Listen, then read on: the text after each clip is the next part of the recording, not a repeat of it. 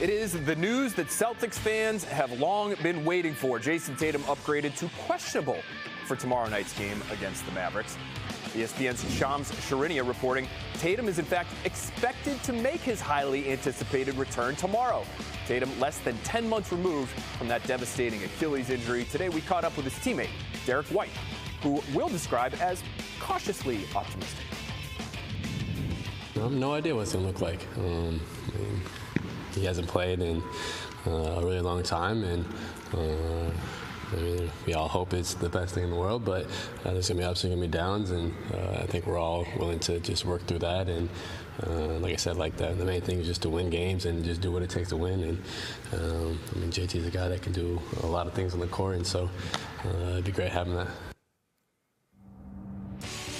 Tatum is currently at 297 days since his injury, everybody. He's missed 64 games, including those 2 playoff games last year, and the Celtics are 41-21 without him this season. And this is where we begin our deep dive as we welcome in our Celtics insider, Chris Forsberg, along with Chris Mannix from Sports Illustrated. Mannix, is he back? Will he be playing on Friday night? I think he's going to make the decision on Friday afternoon, but everything seems to be trending in that direction. The Celtics, it seems, have cleared him medically to play going into this game physically. He's ready to go, and now it's just on Jayson Tatum to give that final sign-off and say, hey, I'm ready to go back out there and play NBA basketball. I don't think you wait 297 days, get upgraded to questionable, and go, maybe give it a couple more days. I think this is a clear indication that he's coming back tomorrow night. This was a week everyone circled coming into the year, partly because of his birthday and all that. And it feels like it just happened to time out where he is physically, mentally ready to go. As everyone keeps saying, there will be some rust, there will be some natural reacclimatization issues to navigate. And yet, this is the best possible scenario for the Boston Celtics. Think about where you were on May 12th and how despair there was in Celtic Nation as you're preparing to tear apart this championship roster with Tatum down. And now there's nothing but joy and hopes of a title. Mannix, is this the right time? What do you think was the final hurdle for him if, in fact, he does play on Friday? Look, I've been hearing for the last month the phrase check the boxes over and over again. And some of that was physical, the things he has to go through with the medical staff. Some of that, though, was mental, being comfortable, cutting, moving, playing 5-on-5 in scrimmages, doing all the things that you have to do and be comfortable with in an NBA game. As far as the timing, look, Jayson Tatum has been telling us for months he's got a date on the calendar that he wants to circle. Now, I assume that was probably March 1st that he was looking at on his calendar, but here we are just a couple of days later, and he's ready to go. He has been looking forward to this opportunity, and I think for the Celtics, it's coming at the right time. You watch this team play on Wednesday, and they're still good, even though they got blown out by the Hornets. But they look like they need a shot in the arm. They look like they need a little bit of energy. And Jayson Tatum, even if it's a 75% version of Jayson Tatum, is going to give them that shot in the arm. Yeah, about as good a shot in the arm as you could get. Forsberg, any intel whatsoever on how he's looked in practice? Because we know he has been practicing. He's been playing 5-on-5.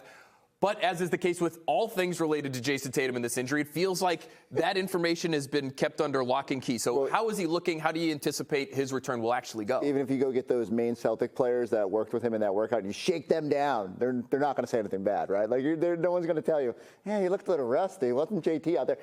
We're left to just understand that, look, he did seemingly take a little bit of extra time, and I keep going back to it. I think that was more mental than physical, where he doesn't want to come back. You heard it in the quiet work when he said, I don't want to come back and be a role player. And the idea being that when he comes back, he wants to be as close to Jayson Tatum at the peak of his powers as he can possibly be. We all understand there's going to be rust. It's going to take a while to get back to that point. And yet, he had to be at the point where he didn't feel like, one, he was a liability to a team that has overachieved, and two, that he could just be himself. He doesn't want to go out there and not feel like Jayson Tatum. So something over the last couple of weeks has probably started to tip a little bit, and he starts to feel a little bit more like himself. As you're going 5-on-5 against your teammates, you probably just get a sense of, all right, I'm feeling pretty good again. But again, I've tried asking people, and they're just like, oh, it looks great out there. We're not getting any hints until he's back on that floor. Well, fellas, Jayson Tatum's return is getting close when the prop bets are out. Here are the odds for Tatum points scored tomorrow night, okay? The closest to even money are 13, 15 points in that range there. So Vegas expecting Tatum to come back as a major contributor right away. What are your expectations, Mannix, for Tatum to come back, or when he comes back? Is this going to be a seamless transition? Will there be bumps in the road? How do you expect him to perform? There are absolutely going to be bumps in the road. You heard Derek White refer to this in the conversation he had with us earlier. I mean, he's not going to come back and be Jayson Tatum. It's not going to be a seamless transition. He is going to come back, and I think he's going to be overly unselfish when he comes back and starts to play. I think he's going to look to facilitate more, be a defender, rebound the basketball. You've heard him say in other interviews, he doesn't want to disrupt what this team is doing. He doesn't want to mess with the chemistry of this team. So he's not going to come back in and expect to take 20 shots per game. He's not going to come back in and expect to play 36 minutes per game. But he is going to have some bumps along the way. Look, he is as close to Jayson Tatum as you can get playing 5-on-5 at scrimmage, playing against G Leaguers. You've got to get back into games, back into live action, take that next step. But as you're taking that step, there are going to be some shakeups along the way. It's not going to be the easiest return for Jayson Tatum over the next 5 weeks. He can go 1 for 11 from the field tomorrow, and it'll be the most glorious 1 of 11 of all time, because you know that he's going to have those bumps, and it's going to be nice where he just doesn't have it. And certainly out of the gates, I don't have any great expectations, but you know you're working towards something. And I keep going back to it. As good as the Celtics have been, the only version of the Celtics that were winning a title was a version with Jayson Tatum. And so you just got to get to that point. And so the fact that you get 20 games, the fact that you get 5 weeks, the chance to just ramp him up and almost organically and get to a point where you are really comfortable entering that postseason. If you told me that 9 months ago, I think every Celtic fan would have taken that. Can I just, not to get too hyperbolic, but here I go. Like, if this team is able to win a championship this year, it is arguably the greatest story in NBA history. If you think about it, like, they took a cleaver to this roster in the offseason. A lot of people, hand up, thought they were going to be a lottery team going into this year. Nobody believed they'd be sitting here in March without Jayson Tatum as the number 2 seed in the Eastern Conference. I think they'd be pretty good. Again, we can't all be Chris Forsberg over here. But a lot of people, myself included, thought they would be bad. The fact that they're the number 2 seed and Tatum coming back in a wide-open Eastern Conference. And look, I think getting out of the East is going to be a lot easier than winning a championship. But if they can find a way to win a championship this year, you'd be hard-pressed to find 3 better stories in NBA history than this team accomplishing that. And that's where I just go back to. It's like, it's just so ridiculous. Like, I don't know why it sunk in today for me. And we knew he was coming back. But the fact that if you just, the levels of despair that existed in May compared to where you are now and the opportunity that you have, you sit here and you hope the West beats the hell out of each other in the playoffs, and you hope that Tatum finds his groove and this thing is a well-oiled machine as the time you get to the playoffs. And there's a real window here for them to go chase a title. Okay. If they're going to truly chase a title, though, they have to, in my opinion, get a Jayson Tatum who is going to be different than he's been in the past and serve in a little bit different role. And Chris, you've mentioned recently, Tatum knows that he's coming into a team led by Jaylen Brown now. This is Jaylen Brown's team. What does that look like? Will he actually be able to do that? Even if he knows that that's the case, whether it's ego, whether it's just muscle memory, will those things allow him to settle into a different role? Look, the more comfortable he gets, I would think the more enhanced he's going to want his role to be. But again, I don't think Jayson Tatum is coming back to this team with his eyes shut. I think he's been watching what this team has done over the first 60-some-odd games. He has watched the success that Jaylen Brown has had, the way these younger players who were in lesser roles last year have stepped into bigger roles in this one. He's not coming back in to be the Jayson Tatum who was a top 5 MVP candidate last year, first team All-NBA last year. Look, I think he's going to want the ball in his hands in some key situations, but I don't think he's coming in thinking, all right, well, I'm back.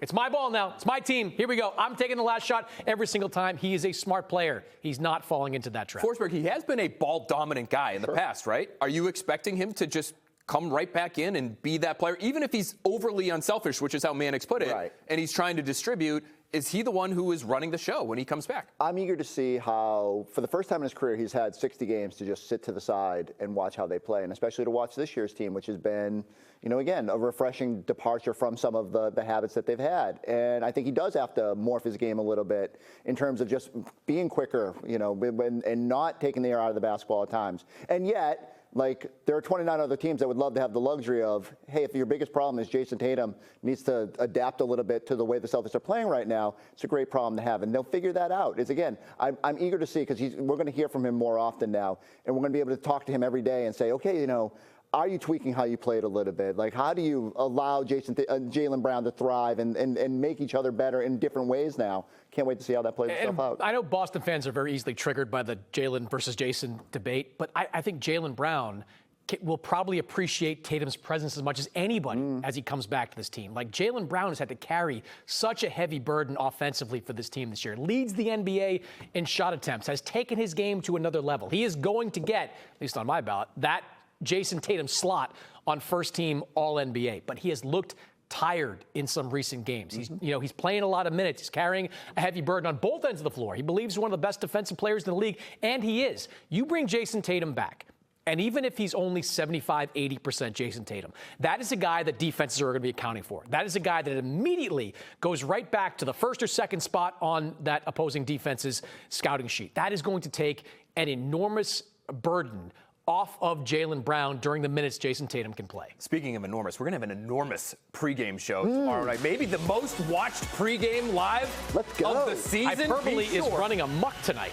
It's going to be incredible, unbelievable. Fill in your adjective there that will make Mannix mad. Be sure to tune in for Jayson Tatum's expected return. It should be a fun one as the C's host Cooper Flagg and the Mavs. Our Celtics pregame live team will get you ready starting at 6 o'clock. It's presented by TD. Then you can catch the game here at 7 o'clock on NBC Sports Boston or stream it on the NBC Sports app and NBCSportsBoston.com. The Celtics live stream is brought to you by your New England Cadillac dealers, the official luxury vehicle of the Boston Celtics.